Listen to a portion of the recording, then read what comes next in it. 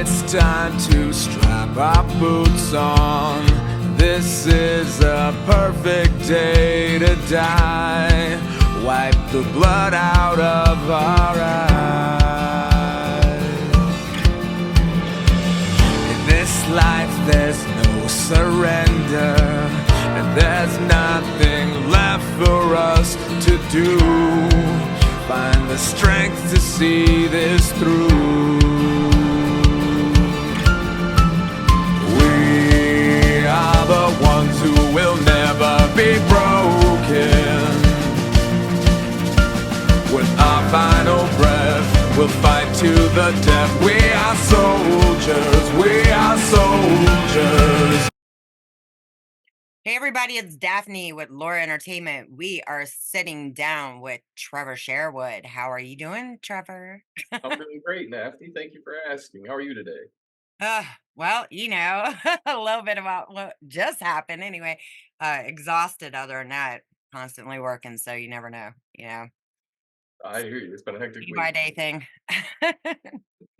So, interviews with soldiers. Tell me about your time. What did you do in the armed forces? So I spent 4 years in the Army. The first three were with regular active duty Army. And that included one tour to Iraq during Operation Iraqi Freedom 2. And then a year and a half later, I volunteered to go back in with the National Guard unit for the sake of deploying to help them out. And I went back to Iraq for OIF 8, I believe it was.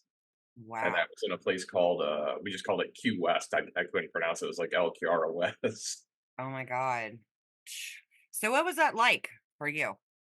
I mean, the first time it was eye-opening. It was definitely a new experience. I was like a 22-year-old kid, 21, I think, when I went, and was still kind of getting used to life. Never really left home, and now here I am on another continent, in the desert. And I grew up, in Michigan, so I was used to all the cold winters, and I was like, oh, thought I knew what cold was. Got stationed in Germany, discovered what cold was, and then I went from there to Iraq, where I discovered what heat was.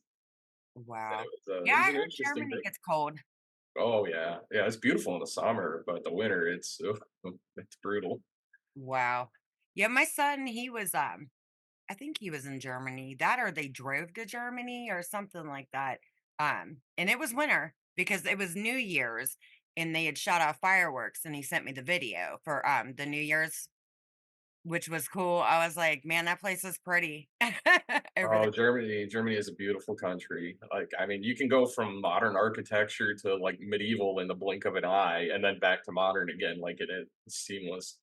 It's just kinda crazy how they built the place. Like, some of the old historic buildings are still there, and they just built modern stuff around them, but they left the historic stuff, and it's really neat. See, I love historical buildings and old. I see stuff in buildings that, I mean, there are probably only a few people out there that see, you know what I mean? And the architecture in some of the places, even in the cities over here, but like the Colosseum, that place is gorgeous. Rome, Europe, Italy. I haven't been there yet, but I hope to go there eventually. I'm if in that same boat. I really wanna go over to see Rome.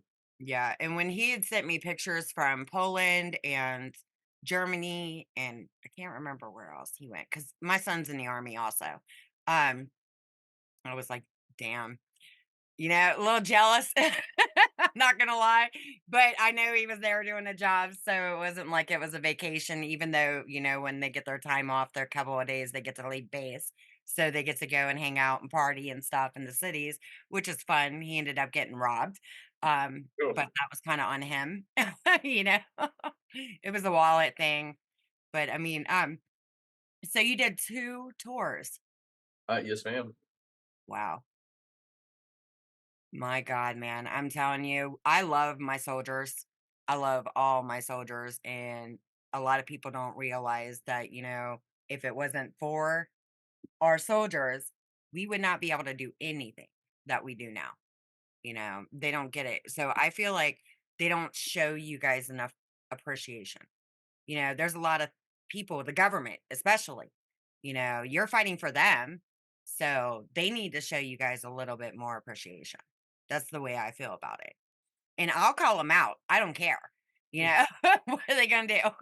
You know what I mean? Yeah, yeah, Use I me hear you. more? My experiences with the Army weren't the best. It just turns out the units I kinda got unfortunate with the units that I got, and, they weren't the best, and I don't know, and it's not even all the prices you pay when you're in, it's the stuff when you're out too, like, people don't realize that tab is still coming in, like, I mean, I'm having health issues now, it's preventing me from doing certain things, like, I mean, I was telling you, I was a professional wrestler right up until the month before I left for the Army, I just won my championship, Wow. and that was something I couldn't do again after I got out of the Army because I got blew up by a mortar round, and I ended up getting a pinched nerve in the lower left side of my back, and before it didn't seem so bad, but over the years it's gotten worse and worse. And I still get exercise, but every so often it flares up. My left leg goes numb. I've actually been told I needed a knee replacement at the age of 36, 35,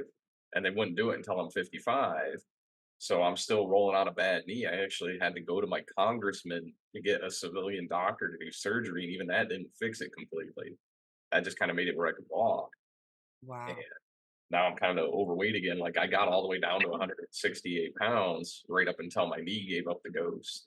And then all the weight just came back on. Like I was still eating clean. And like I went from 210 all the way down to 168, lost 40 pounds. That's skinny And for a guy. I it's lightweight. I mean, I was healthy shape. If I had been like a professional MMA fighter, that's pretty much where I would have had to have been. But it's long term, it's very hard to keep it. But Why 55? Why won't they do the surgery before 55?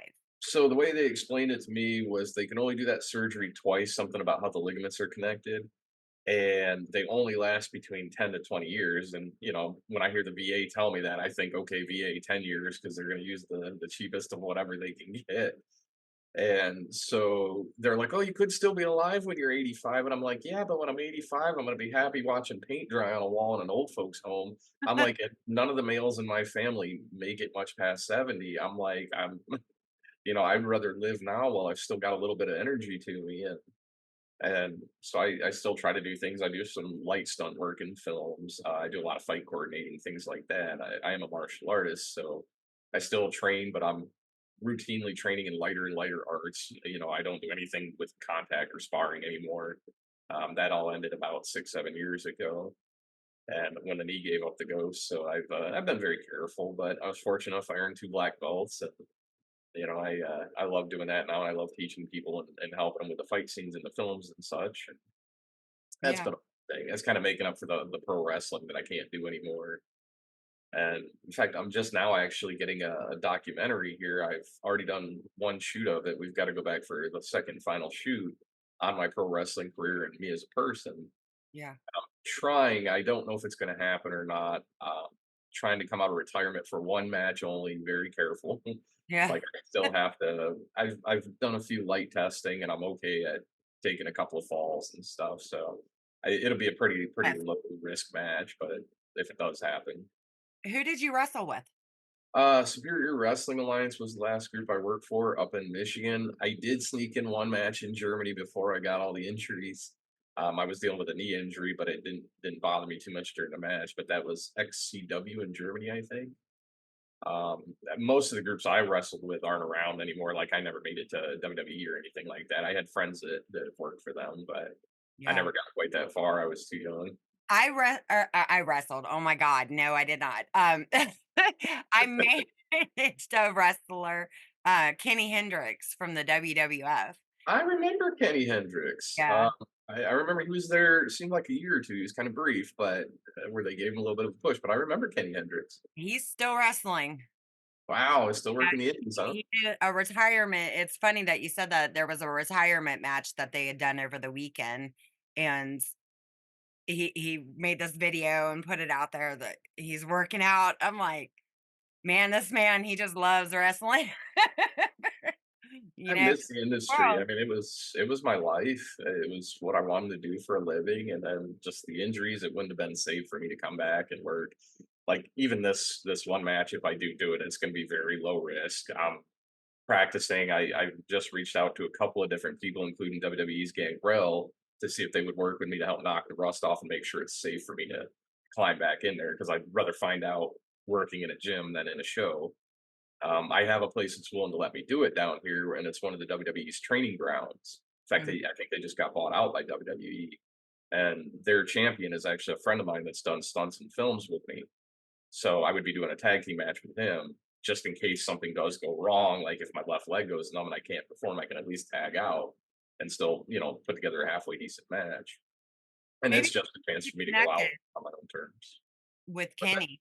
I said, "Maybe we can get you connected with Kenny." He also owns a gym, um, so he does a That would lot be of and fantastic. stuff, I'd and really appreciate that. yeah, we'll talk about that afterwards, but yeah, maybe I can get you, hooked up with him because he's still doing it, and like I said, they did the retirement match for, like, the older wrestlers, which was cool, which really wish that, like, he lived a little closer and he does.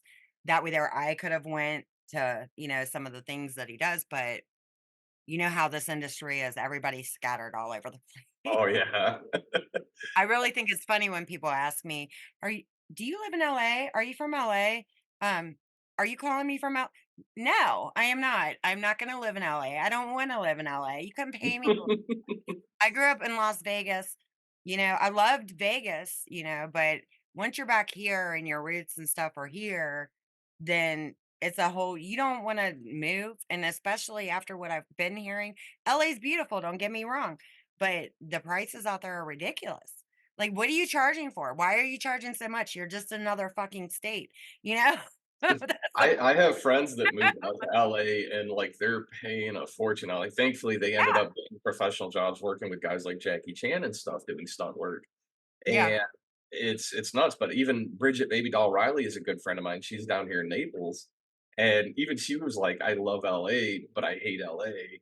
And I've seen parts of it are beautiful, but other Mhm. parts of it, there's severe homeless problems. There is Yeah, just it's and in a city that has so much money going through it, it's crazy to think that because there are billions of dollars in the film industry down there. Like and I've got friends now that are debating about it. They finally ended up moving to Atlanta because it's like new LA, but it doesn't have all the issues with the high cost and there's still plenty of work there and they're yeah. really loving it in Atlanta. So that's I kind of the new hot ticket now. One second. Alexa, turn off notifications. Sorry. That's okay. I have so much stuff that I do that it got to the point where, getting an intern is kind of hard. So it's just like the only intern I have is Alexa, and it pops off at the weirdest times. I Like, my buddy Dave, who served with me in my first year, he rents a room from me here, and he installed one of those Alexa speakers in the kitchen, and I'm so used to not having any of that around the house. And like yeah. one day I was out there and I turned on the sink and I started washing, all of a sudden music just started playing, and I'm looking around, I'm like, "What the hell is that?" I didn't Taking know because it was out a the tiny little speaker. pottage. I know I was like freaking out. I was like, "Dave, why is my kitchen playing music?" And he's like, "Oh, I put a little speaker over here." Oh my god, that's funny. I mean, if something like that happened to me and I turned on the water and the damn music kicked on and I didn't know about it, I would be thinking, "Okay, there's ghosts. I'm out. See ya," but I'm not afraid of the paranormal anyway, but still, if it was somebody else. But the Alexa thing, like, it took me a while to adjust to using some of the technology, that we have out there.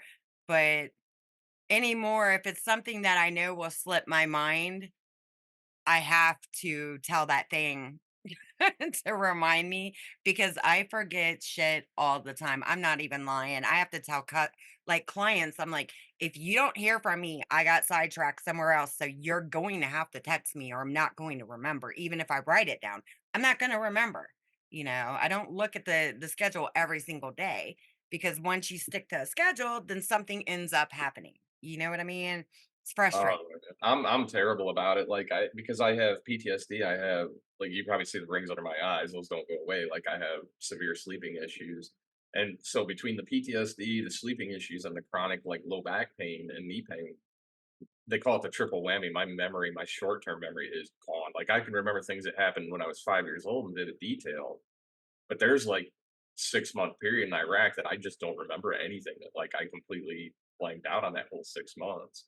Wow. Um, and it's getting better. Actually, acting has been helping me with that. Trying to memorize my lines. Like I still struggle with it. I have to use little tricks, but it's it's actually been helping my memory get better, and it's helping me with the writing and things. So I do really like I'm getting better about it, but I have like all my notepad right over here off to my left just in case, like during either one of these interviews or just when I'm working on the computer, if I write everything down and I go through a checklist at the end of the night to make sure I don't forget anything. And even then I still miss something here and there. See, I wasn't in the military, but I was diagnosed with PTSD from some things that happened years ago. And I think, and then raising kids and stuff, it's just like I don't know if I have the memory portion is like a mom memory. You know what I mean? Where your mom remembers. It's like when she's yelling for the kids and you get the wrong damn names. You know what I'm saying? But I have some Number two, kids. front and center. That's exactly what I tell everybody too. I'm like, I've raised so many kids, I don't even worry about their names anymore. I just gave them all fucking numbers. You know?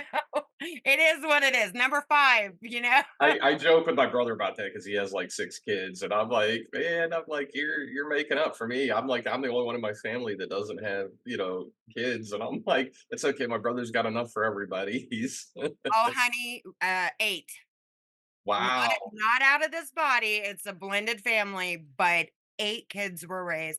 Not to mention I've raised brothers, sisters, and stuff like that also, you know? So it's just like there's so freaking many of them. You wow. So we're gonna call you platoon leader.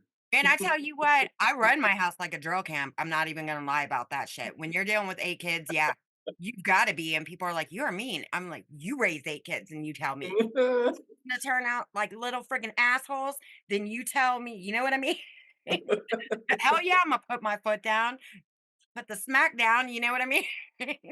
I'm fortunate. Like when I first got back home, my sister had had her first and only child, my niece Haley, and she's a little fiery redhead even when she was a baby, and she's the only one in the family with red hair. It's kind of funny, We make a lot of mailman jokes, but she was adorable. I came home and she was just this tiny little thing. I'd seen her one time right after she was born, right before I left for Iraq, and when I got home, she was I want to say 2, and she knew who I was because of the photo on the wall, but she didn't know me in person. So Yeah.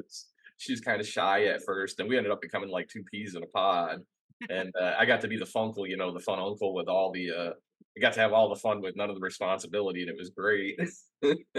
That's freaking hilarious. You said Funkel. I had that conversation when the hell was it? I can't even remember who I was on the phone with, but we were talking about, uncle names.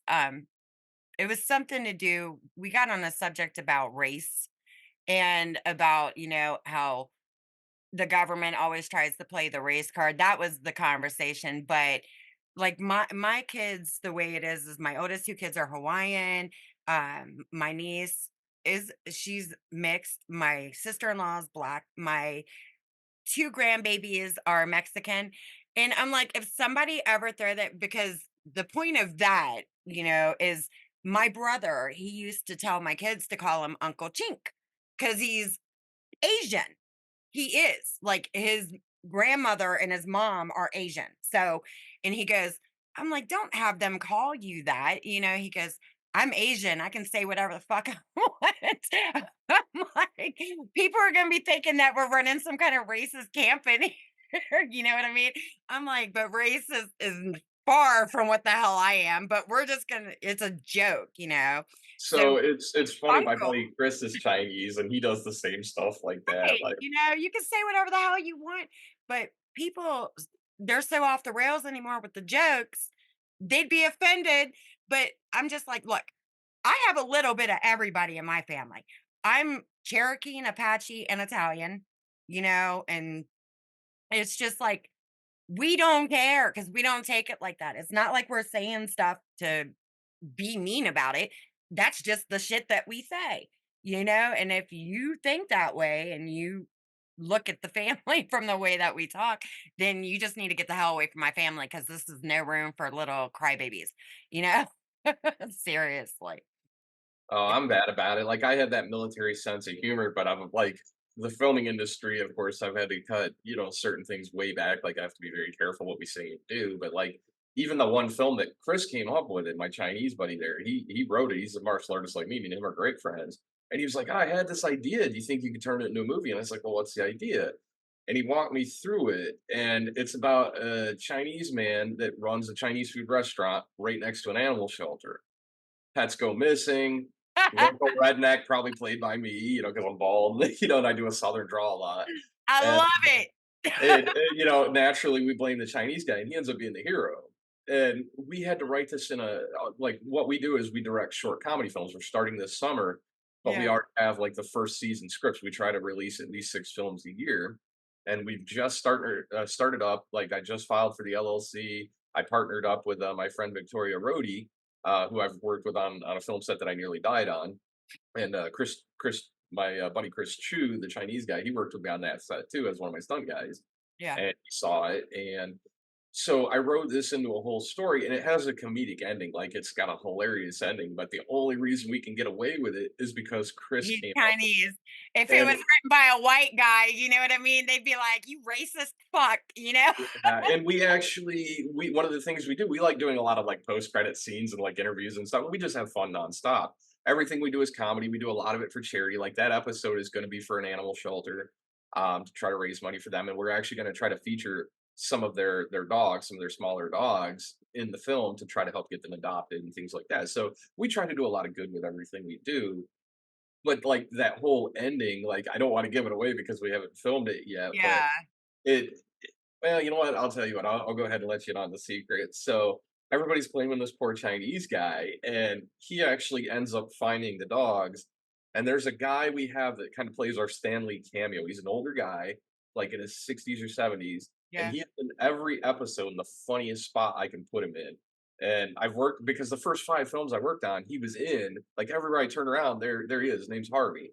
And everywhere I turn around, I'm like, "Harvey, what are you doing here?" And he's like, "Oh, I'm the villain's driver." And I'm like, because we're all young guys and supposed to look mean and menacing and, henchmen. And I turn around, and there's Harvey sitting there. I'm like, "Harvey, what are you doing in here?"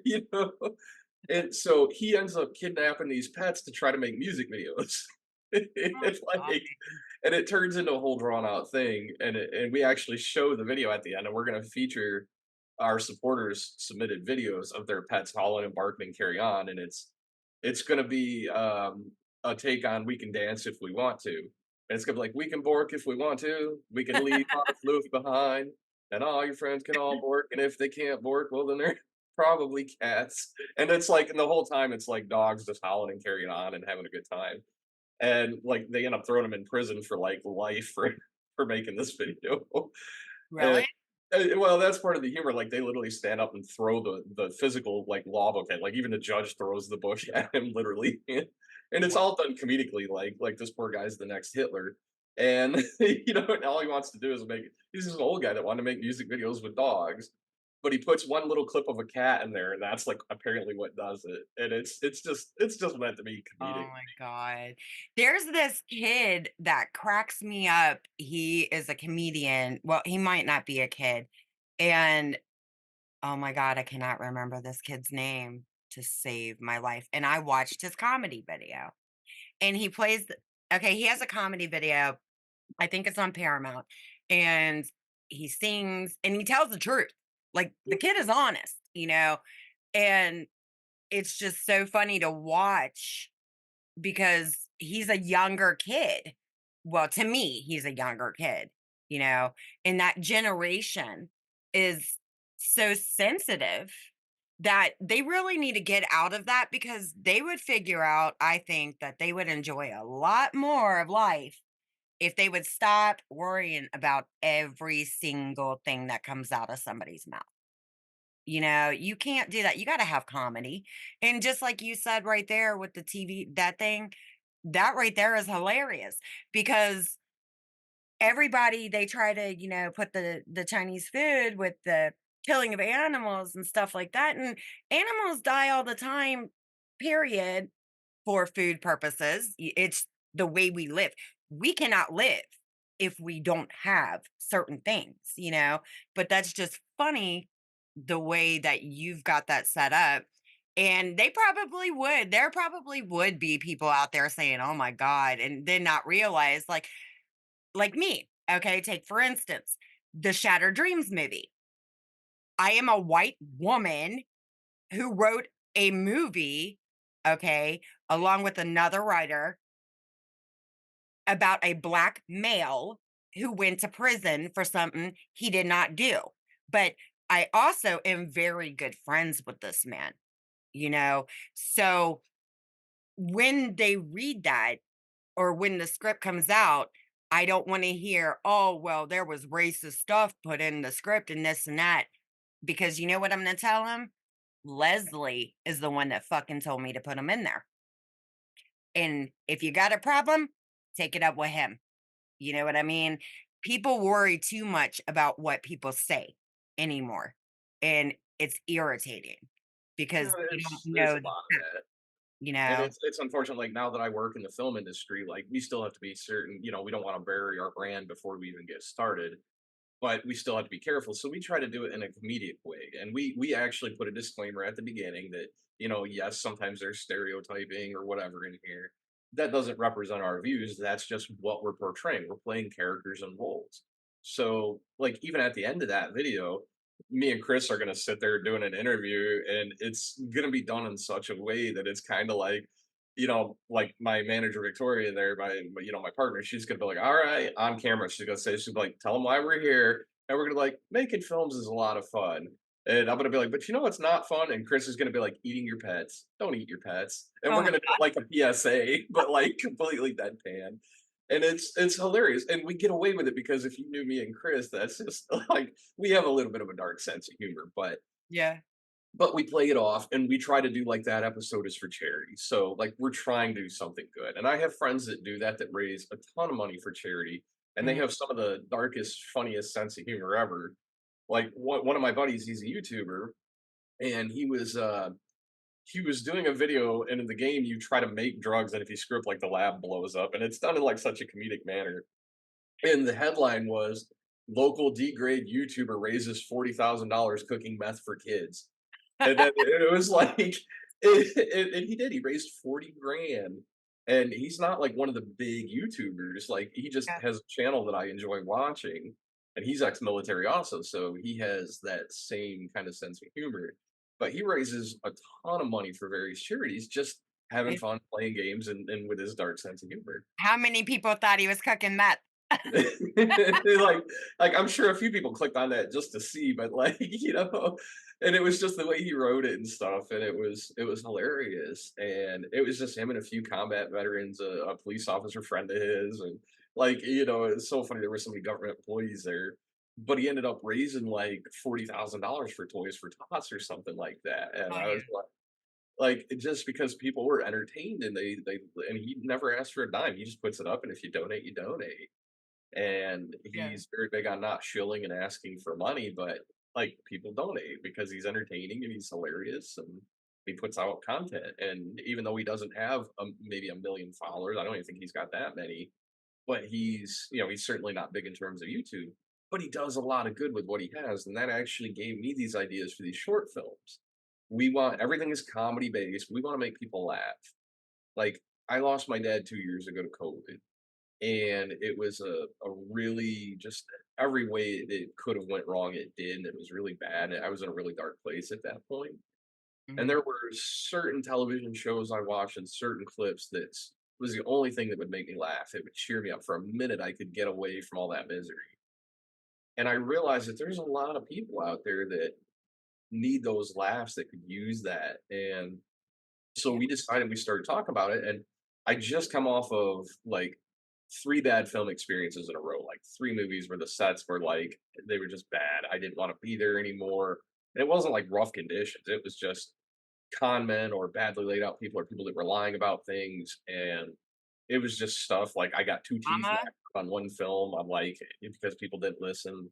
And finally I was like, okay, I'm done with this. I got equipment that's damaged that was never paid for. We're in the middle of lawsuits with one of these people, like a big class action lawsuit. That was a set I nearly died on. Like I spent 3 days Were with they like, short films? no, no, no. These are professional film sets. Like we actually had Really? 4K, 6K cameras, but these are people that one guy was a con artist and he actually managed to raise like 50 grand to make this movie. And I suspect he pocketed all the money.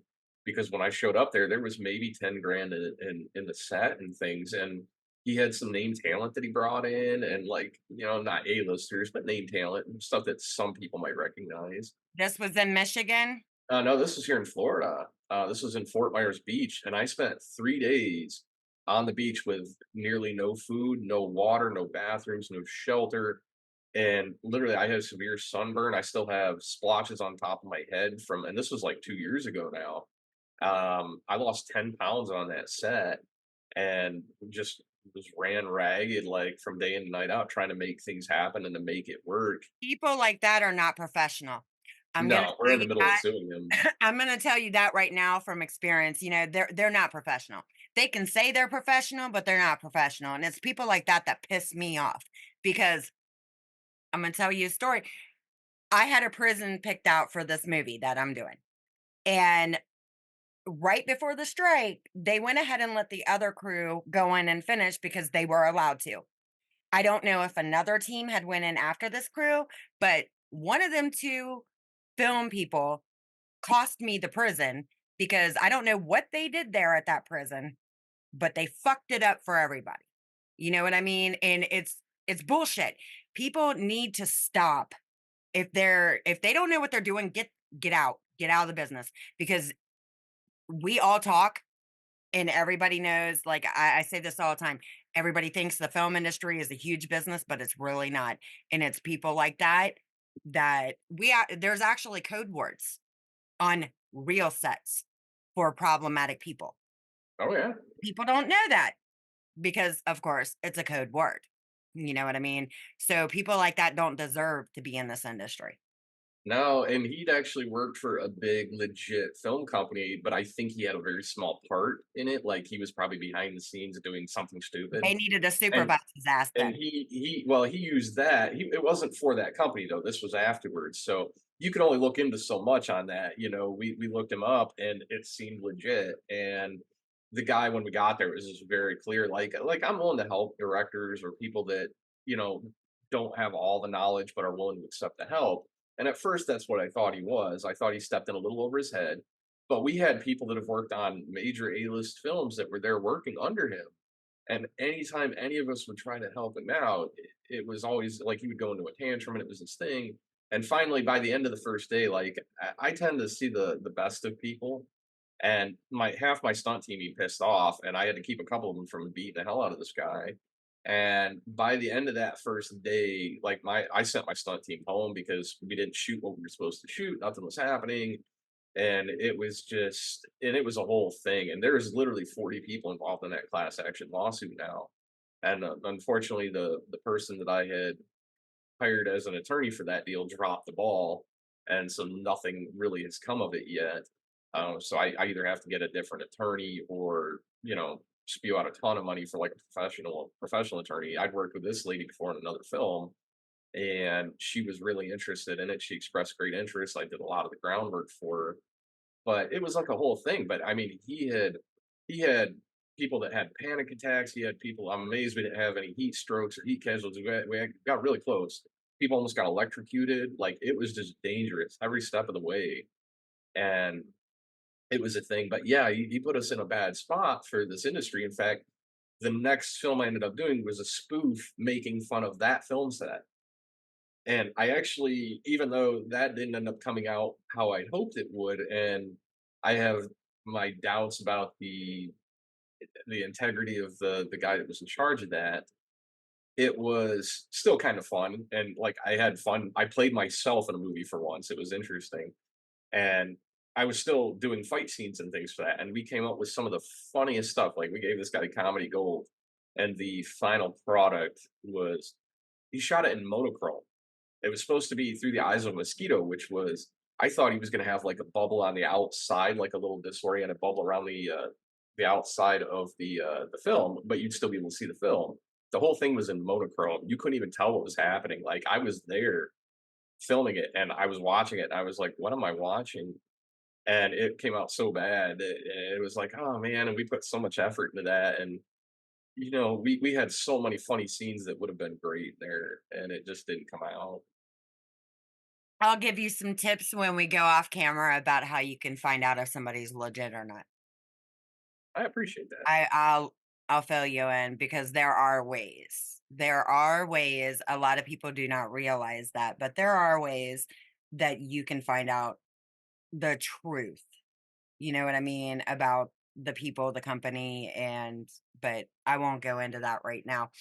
But I mean, it sounds like that whoever that was, do us all a favor and get the fuck out of our industry, Oh, please. he's been pretty much blacklisted. I have a friend that's on the SAG board, and they're aware of it. He's tried to finish that film by casting in Atlanta, Florida, New York, LA, and nobody will work with him. Do you Uh, blame him? no, God, not at all. I wouldn't either. Like word got out because he Good. had actors Fuck, from and if he had A-listers on that set, then you bet your ass that those A-listers went back and said something to the Screen Actors Guild. believe it or not, those name talent guys, like I wouldn't call them A-listers, but they were name talent. He managed to sweet talk them into a large percentage if the film comes out, but that film's never going to see the light of day. There's so many lawsuits that would come out for errors and omissions and things like that that film will never see the light of day. So I tried talking to those people to get them involved because they should have been the ones leading it. They had the most invested in it, and I even talked to the producers. I was like, "Look, this guy took your money, $50,000, and never gave you a product." And it wasn't even like anything that was outside of his control. It was all stuff that could have been within his control.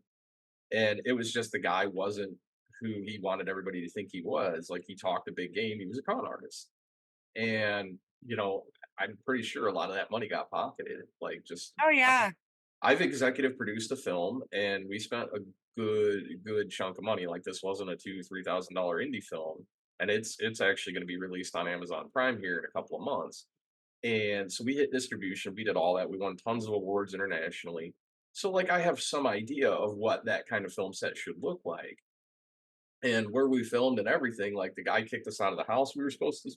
Excuse me, we were supposed to stay in because he'd lied to the homeowner out there. So like we didn't have a place to stay. Like literally from the moment I got there at like 3 o'clock in the afternoon, I wasn't even supposed to do anything until the next day. I just was supposed to get there, get my gear unpacked, like meet up with a couple of my stunt team coordinators that were helping me out. And we were just gonna kind of watch some of the film set, see how things were going, kind of get a feel for some of the actors and what we needed to do Mhm. for these fight scenes the next day. Had all the scenes written up, signed off on everything. That night we got kicked out of the house, and I'd been working from 3:30 to 9 just helping on the set, just trying to be nice and friendly and helpful. I learned my lesson on a set like that. I had, got a role for a movie, well, movie, um, it's not on my IMDb, which is a good thing, but my name still is on their poster, which I'd like to know why, but I don't care because it was one big ordeal. The woman had, and I won't say her name, but she was putting together this movie. It went up. I shot one scene or two scenes with the makeup artist, and we'd stayed. I split a room with the makeup artist. This is when I was first getting into the industry. And this movie was supposed to get a Netflix. Well, the woman, it was a freaking lie. So we couldn't film all of it because it was winter and we were filming outside and the cameras kept dying. So after that, then we go back. It was a couple months later, went back up to start filming more. And the woman, okay, had the audacity to tell me that we're going to have trailers and we're going to handle your accommodations. Never happened. I had to pay for my own room. Okay.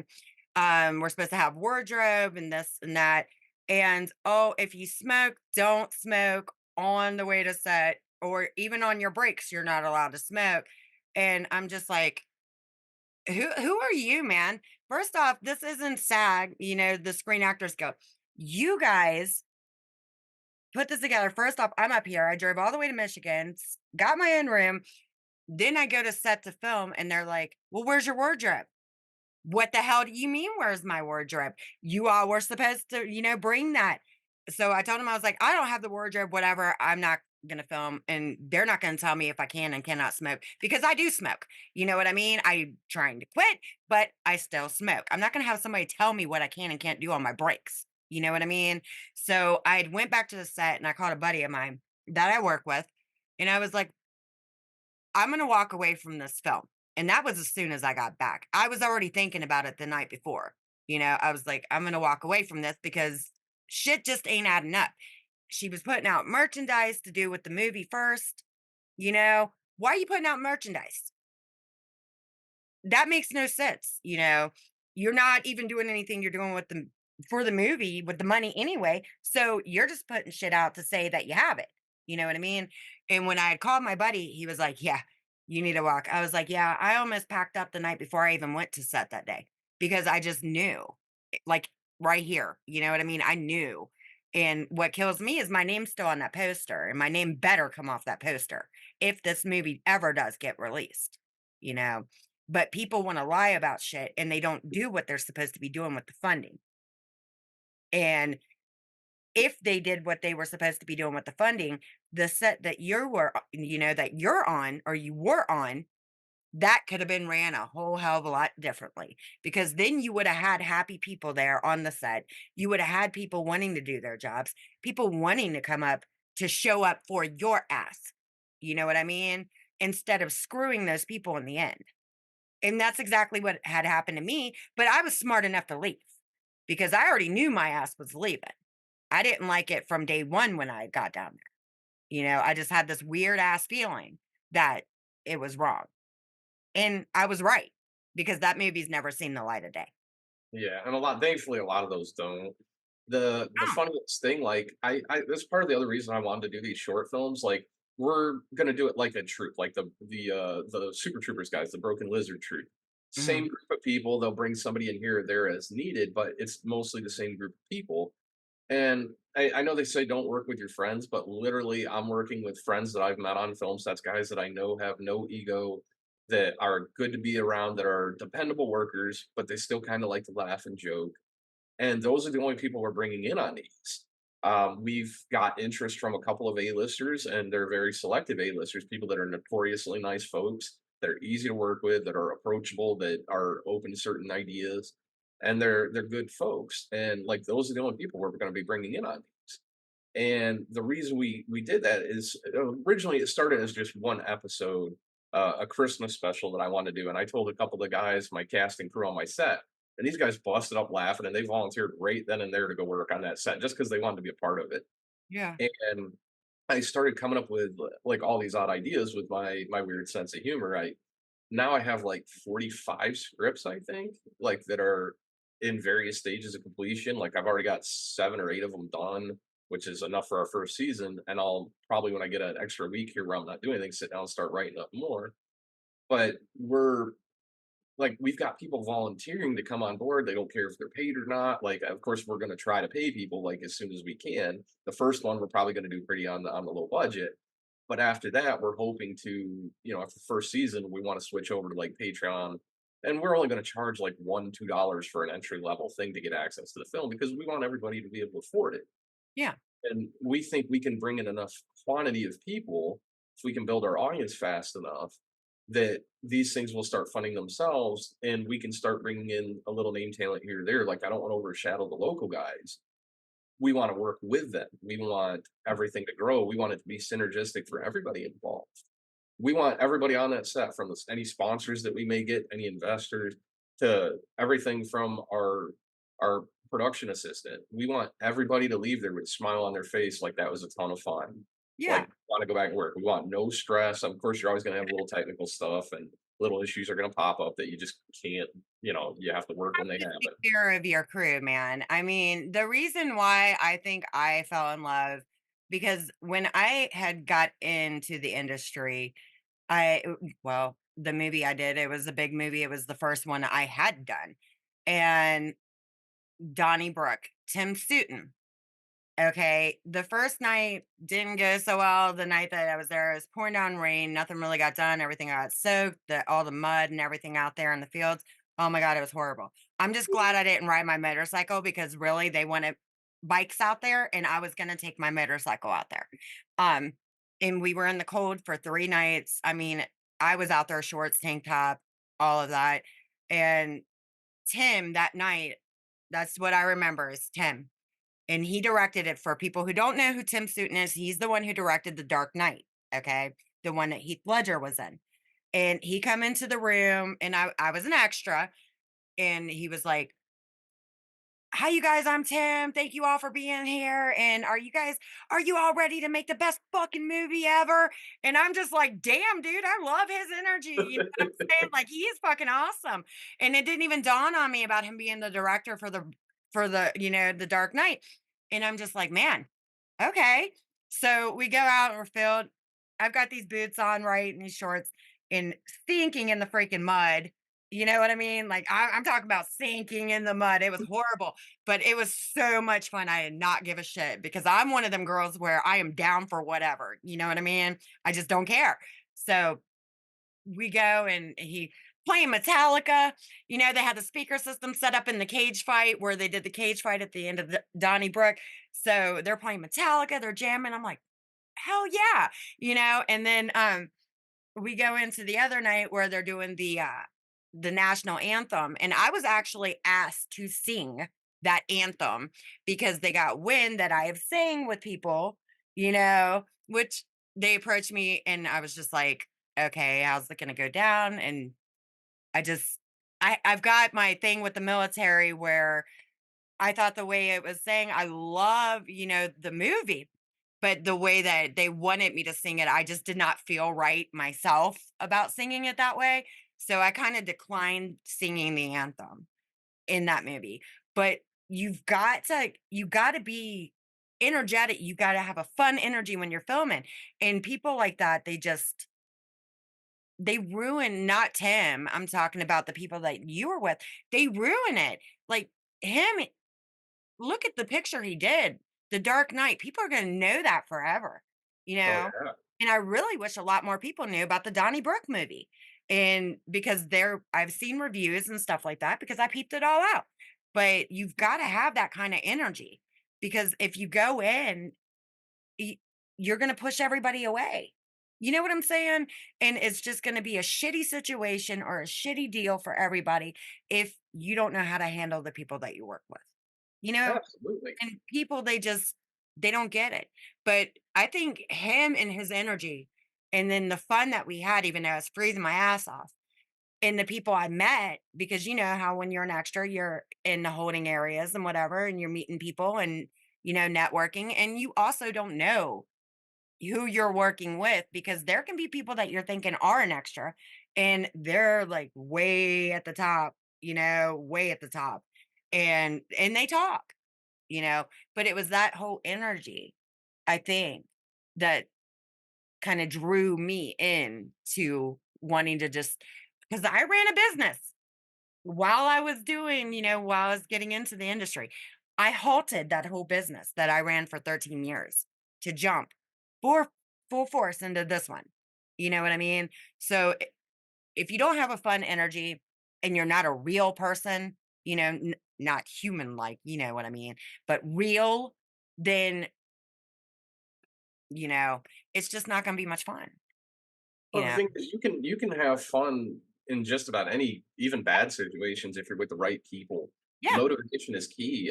That's where I met my current business partner, Victoria. We both had terrible experiences on that film in different ways, and she ended up staying for the full week. Like I was only supposed to be there one day, and ended up being there for 3. Hmm. And it was like a whole mess. And I should have listened to a friend. A friend warned me to walk away from that film, but I'd already given my word. And I'm a soldier. I mean, veteran. My word is everything to me. Once I've given somebody my word, I will suck it up and see it through to the end, if at all possible. But I'm getting to the point now where certain times you just have to walk away. And that's the thing. And like I had other people there that were relying on me. If it was just me, I would have walked away right at the beginning, Yeah. after things started going south. But because I had my entire stunt team there, and as long as any one of those guys was there, I needed to be there. So he managed to sucker 2 of my guys, he wouldn't talk to them without asking me, to stay for another day and promised he would shoot them first thing in the morning, which never happened. We ended up kidnapping one of his camera guys and went up the road and shot the fight scene ourselves just so it'd That's be a done over. metaphor. He didn't really mean he kidnapped them people. No, no. We just grabbed one of his camera guys. We're like, "Hey, we need to borrow you for a minute. Come with us." And, we kinda, like, we sort of guerrilla warfare filmed that one, but it was funny. We grabbed, and his one of the stunt people there, she would actually work for, like, Super Troopers, one of the Super Troopers films, I think the second The one. movie's fucking hilarious. And oh, she's a trip, and she actually lives right up the road here from me. I never knew she literally lives like the next little town over, and so we're still good friends. So I made a lot of really good friends. In Yeah, fact, one of the guys I met on that set that worked as my stunt team ended up helping me rehab my knee because I could only do so much through the VA. I don't have any external insurance or anything, so I'm stuck with the VA, and they weren't doing anything. And this guy, he was a martial artist too, so me and him hit it off, and, like, my whole team, they all love each other, like, my stunt team, they were all great folks, and he got me down into this little gym because he lives right up the road, and I started going in there, and he had me doing these knees over toes, and I'd tried them before and never really had luck. He did a modified version of it, and I started getting strength back in my legs where I can crouch a little bit, I can do things, and he did something the VA didn't even do. Like, yeah, all the physical therapy I went through, none of it fixed anything, and he helped me. And so now those guys are working with me on these upcoming films. Like, wherever I've got a good place for these guys where they fit, we bring them in.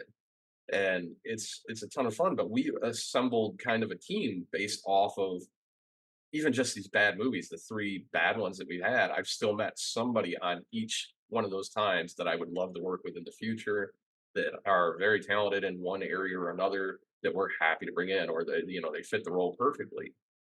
And I'm blessed that, like, between Chris and Rachel, 2 of my assistant, fight coordinators, everybody loves those guys. They're like, anybody that meets them positively loves them. And so it works out really well. We have such a wonderful team that everybody gets along and everybody's easy to work with and works together and listens. And I think if we can translate it, to our own films, we're going to be having a great time. We're going yeah. to be making people laugh while we do it. We're going to be raising money for charities. The first one is supposed to shoot this summer. We're still getting the groundwork laid on the business a little bit, business cards, channels, things like that.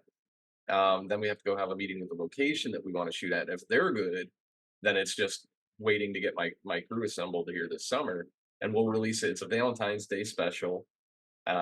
It's called Cupid's Chokehold. The tagline is "Love Hurts," and it's hilarious. And we're involving Benji Neptune, who is a professional wrestling champion down here at the WWE, which is he's the one I'll probably be working with on my match. He's going to be one of the leads in there. My friend Rachel, who's a black belt in Brazilian Jiu Jitsu, she's going to be one of the leads. We're doing that kind of as a gift to her and her daughter. Rachel has some terminal health issues. So she wanted something to be able to leave her daughter. So we're going to make her the star of that one. And it's right up her alley. She's perfect for it. Yeah.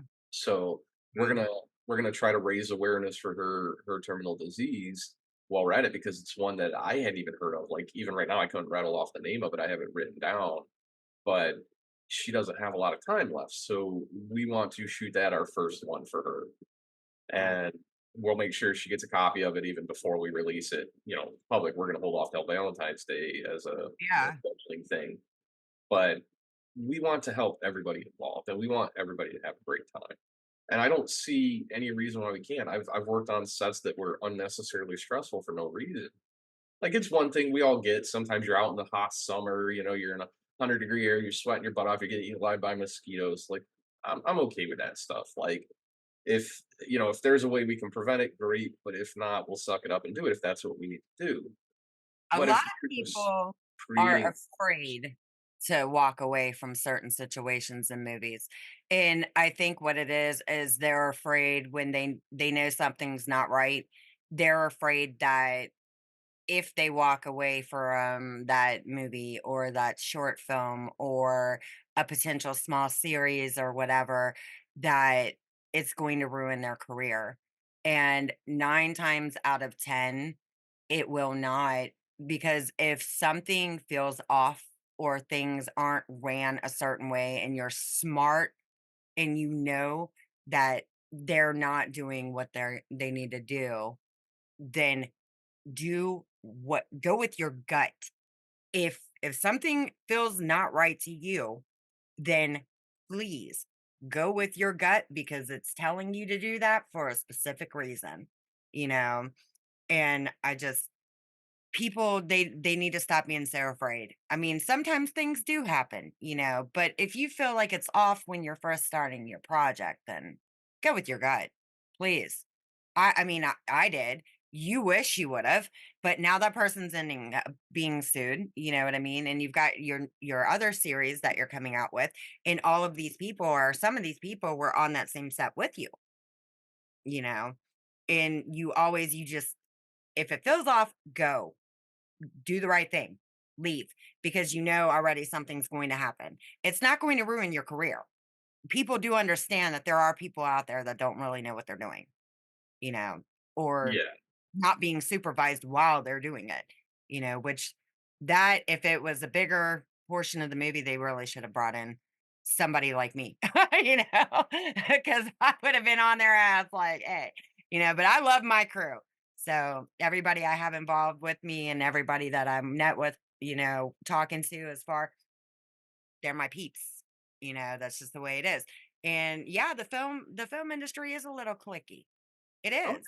But that's only because when you're used to working with people and you know that they're going to work and that they're going to go hard for you and they're going to do what they need to do and they've got their awesome ass visions, then you want to work with them same people and you're kind of reluctant to let outsiders come in and mess up that potential, click that you got going on. But it's not because we don't want to let outsiders into our group. It's because we're so used to talking and the stuff that we're doing, you know what I mean? And because you got your click, and that's just it's not we're not trying to do that, but we have to have those people that we know we can rely on, that we know we can count on. Just like when I've booked some of these segments and you all seen that I put up on Facebook, don't stand me up when I put you on a segment because it's like standing somebody up on a date. And believe me, I'm that woman to where you're not getting another shot with me. I ain't ever been stood up. Sorry for those that have. But if that ever would have happened to me, they ain't getting no second shot. That's it. It's done. I think what tends to happen, and like I can speak to this early on. Like my very first film was a no budget zombie series. Like I was going to show up, rattle off. I was just happy that I had a couple of lines. And it was a friend that'd been in the acting industry for a while is the one that helped teach me how to submit and how to get those roles and how to get my foot in the door. And like I have a friend who's worked with major A-list stars, worked with Nicolas Cage, whatnot, and he's one of my martial arts teachers and he was my mentor, and even he never really taught me how to get my foot in the door. Yeah. Like, maybe he didn't know himself, maybe he got in a specific way or just based I mean, the man had such physical talent, I'm sure people were beating down his door. For me, it was different. So, like, but my other buddy taught me, and I went and it wasn't I wouldn't say it was a bad experience, it was an okay experience. I liked working for the director, I still work for him to this day, he's a very sweet man. Um, the quality of the work wasn't quite there, but it was still a fun learning experience. And it was my first set. I didn't care. I was just happy that I had lines.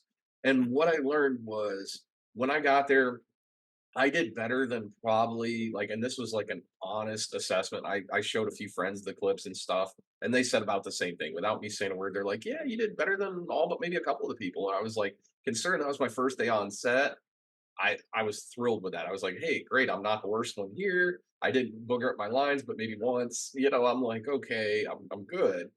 And I learned how a set works, and I had fun. And I went on to do the next one and the next one. And then as I started getting into the bad ones, now I'm not afraid to walk away. I'll try to work for everybody at least once, unless there's something like I'll deal with certain amounts of discomfort. I mean, we all will.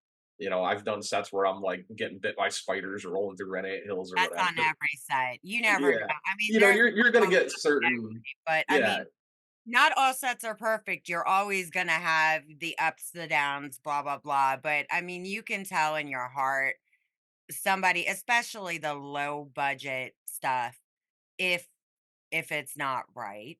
You can. And I mean, another thing I always push is training, acting. If you're new, you want to get your foot in the door, take some classes because if you're taking classes with the person who's teaching acting. Obviously, they know how to get your foot in that door. Listen, because they can help you, period. That's just the way it is. And that's with any job. You want to make it there, you've got to train. That would be like going to McDonald's and getting a job and just passing out cheeseburgers, but not knowing how to make them. You know Yeah. what I mean? You've got to have that training. You Well, and have that training is important because it shows you're willing to invest in your career. It shows that you're serious about doing this. Like I've got a lot of friends that have never had an acting class, and they're good actors. They're very talented. But it when you go for these bigger projects, people are going to look like, hey, who's he trained under? Has he had training? Even me, like I've had stunt training and stuff, but my acting career, I'm still working on getting financially caught up from my dad passing, so that I can go out and get some acting classes. But that is one of the things on my list right now that I there want. are big I mean, the people that think that, just because they come in and they got the following or whatever, that they're going to make it on these sets. I'm sorry. There are producers that still take classes. Like Matt Damon, he trains. He has an acting coach. He's been in some of the best movies I've ever seen, like The Martian. You know what I mean? I love that movie. It's awesome. Oh yeah, And everybody thinks, he's also producing. And I don't know, I'm not sure if he's directing or not. I don't know. But still training. One of words, still training. Just because you've made it to the top does not mean that there is still not room for you to learn. Because trust me, there's always in this industry something to learn. And training is key and that is important. And you can't, I mean, some people do get the onset training. They do. But you still have to know how to use it. So you really need to at least take some acting classes or read some damn books. You know what I mean? That's absolutely. you got to learn. I mean, everything is a learning curve. Everything. And it doesn't matter what industry. I mean, just look at the military. You guys wouldn't know how to fire them weapons if they didn't take you out, to train you, Yeah, you know? I never fired a weapon a day in my life till I joined the army. I mean, that's just the way it is. And there are some good things coming out. Like there's a friend, well, actually he's coming on to this picture also. And he started this organization, and I'm pretty sure I think he lives in Atlanta. Yeah, he does live in Atlanta. And it's called Onset Soldiers. And what that does is it takes soldiers, veterans, you know what I mean? And what they do is they bring them in and they assess them. Like, say a bunch of soldiers come in, they just want to do acting. Okay. What they do is they're going to go and they're going to assess that person, would this person fit lighting? Or would this person, be good in stunts? What are their strengths? And then they get you onto the bigger sets once they have you assessed. So you can be, who knows, acting with huge stars, or you can be at least in the on the picture, doing other things, because there are so many departments in the movie industry. And it is awesome. It's an awesome thing for soldiers. It really is, because a lot of soldiers don't know what to do. And a lot of soldiers do make good actors. They make great actors because they are disciplined. They're not the, "Oh, feel sorry for me" type person, or the, "Oh, I just don't get it" type person, because they have the discipline and the training to where they are smart enough, you know, to do what they need to do the damn job. Oh Where yeah, we're driven to complete the mission. exactly. That's what sees me through every one of these films, even when I nearly got died on. It's like, okay, this isn't the first time I've nearly died. I've been hit by mortar rounds. I've been shot at. I mean, once you survive stuff like that, the worst day you could have in film work is usually a piece of cake. Probably one of the It's best it's a days. slow Tuesday for us, I like know. shy of somebody dying on set, you're good. There's nothing that's happening that's Yeah, I mean, like that my son, pierces. he made it to because he's stationed in Fort Hood right now, but he made it to specialist, or he is a specialist. And it's funny because I mess with him all the time, because I remember when, he first enlisted, they have this thing in the army, it's called, for people who aren't soldiers, they smoke you. Mm. So if your ass gets in trouble, you're gonna get smoked. And my son got smoked frequently, okay, back when he first joined the army. And now he's doing it to people himself because sergeant, you know what I mean? So it's just like I tell him all the time I'll mess with him because he was picking, well, I called it picking on him, but I know it's part of the military, and he was doing it while he was on the phone with me. And I told him, I was like, don't do that to that poor kid. You know what I mean? Well, they had to do it to me. I got to do it to them. I'm like, dude, I had to come there and smack your ass right now because I got to do it. I'm like, I felt so bad because I already know shit was about to go down for that poor guy. But I mean, you know what smoking is, getting smoked, Oh yeah. you know? Yeah, yeah, that was part of our living. See, I was a proud member of that thing known as the E4 Mafia.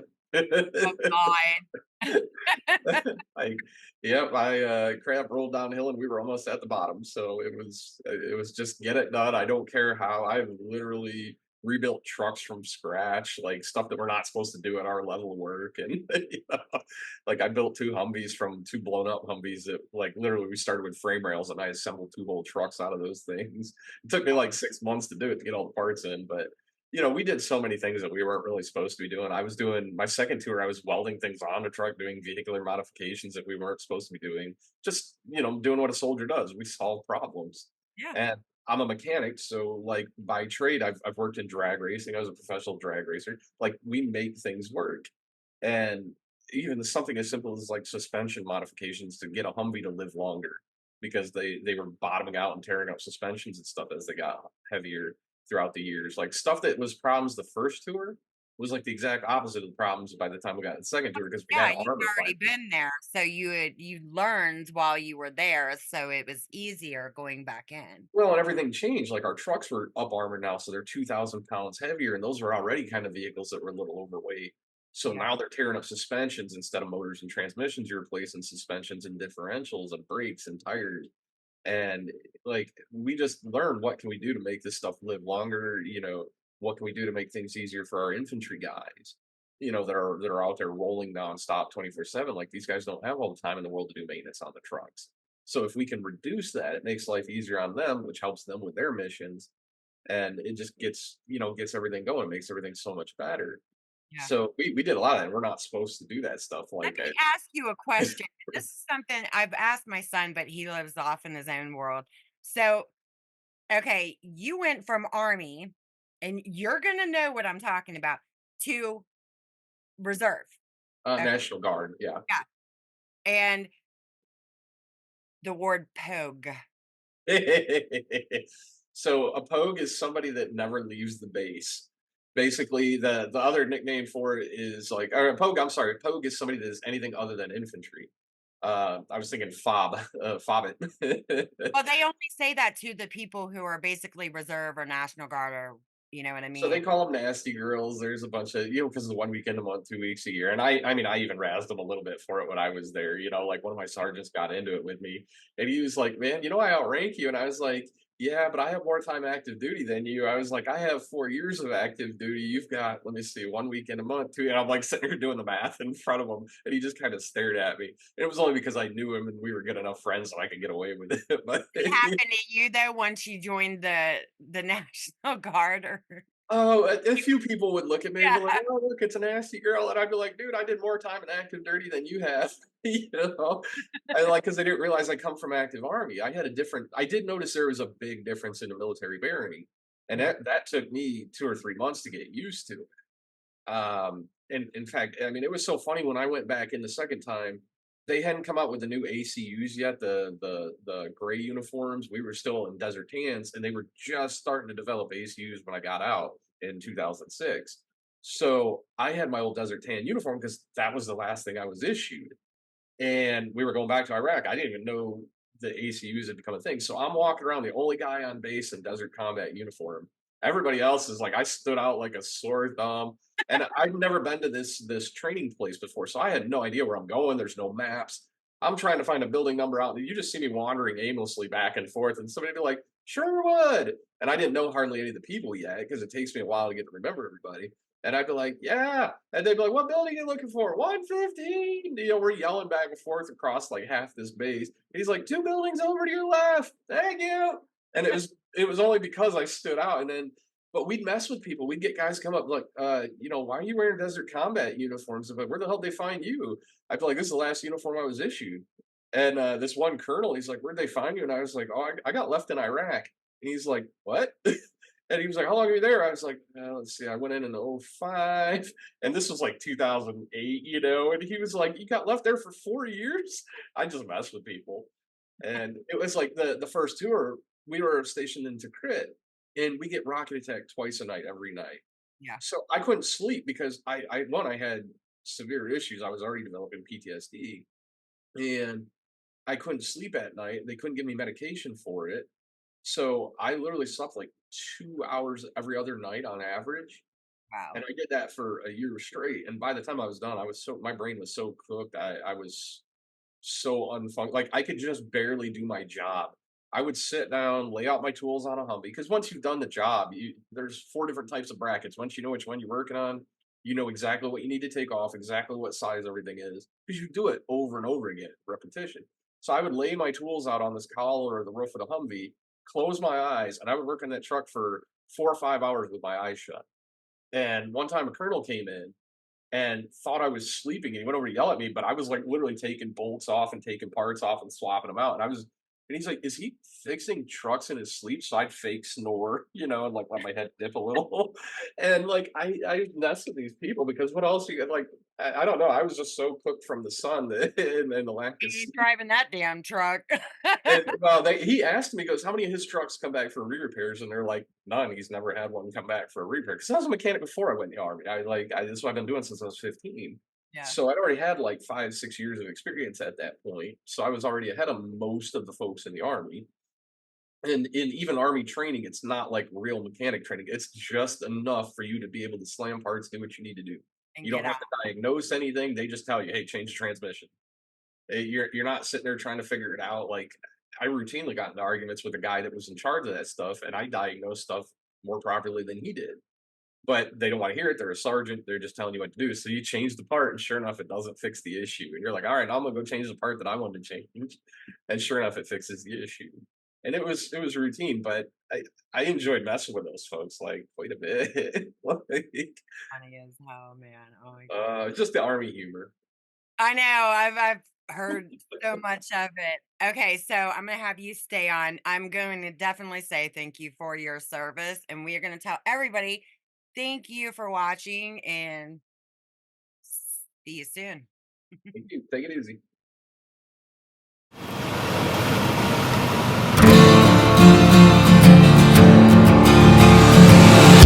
It's time to strap our boots on. This is a perfect day to die. Wipe the blood out of our eyes. In this life there's no surrender, and there's nothing left for us to do. Find the strength to see this through. We are the ones who will never be broken. With our final breath, we'll fight to the death. We are soldiers, we are soldiers.